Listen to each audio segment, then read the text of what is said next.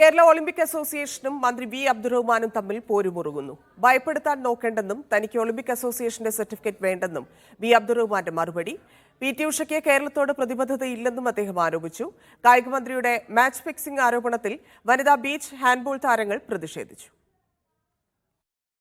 ദേശീയ games ഒരുക്കങ്ങൾക്കും hockey അസോസിയേഷനും പണം നൽകിയതിന്റെ കണക്കുകൾ കായിക വകുപ്പ് പുറത്തുവിട്ടതിന് പിന്നാലെയാണ് ഫണ്ട് പുട്ടടിച്ചെന്ന വാദത്തിൽ ഉറച്ചു നിൽക്കുന്നുവെന്ന മന്ത്രി വി അബ്ദുറഹ്മാന്റെ പ്രതികരണം. ഇവിടെ കായിക സംഘടനകൾ എല്ലാവരും ഈ പണം ദുരുപയോഗം ചെയ്യുന്നു നമ്മൾ പറഞ്ഞിട്ടില്ല. ചില അസോസിയേഷനുകൾ അതിൽപ്പെട്ടതാണ് കേരളത്തിലെ ഹോക്കി അസോസിയേഷൻ. അപ്പോൾ അതവർ ചെയ്തുകൊണ്ടിരിക്കുന്നുണ്ട്. ദേശീയ ഗെയിംസിൽ കളരിപ്പയറ്റിനെ ഒഴിവാക്കിയപ്പോൾ ദേശീയ ഒളിമ്പിക് അസോസിയേഷൻ പ്രസിഡന്റായ പി.ടി. ഉഷ ഇടപെട്ടില്ല. കേരളത്തോട് പി.ടി. ഉഷയ്ക്ക് പ്രതിബദ്ധതയില്ലെന്നും വിമർശനം. ഒളിമ്പിക്സ് അസോസിയേഷൻ എന്നുള്ളത് കേരളത്തിൽ നിന്ന് ആളുകളാണെങ്കിൽ ആ കളരിയെ വീണ്ടെടുക്കാനായിരുന്നു ശ്രമിക്കേണ്ടത്. അപ്പോൾ അത്തരത്തിലുള്ള ശ്രമങ്ങളൊന്നും ഉണ്ടായിട്ടില്ല.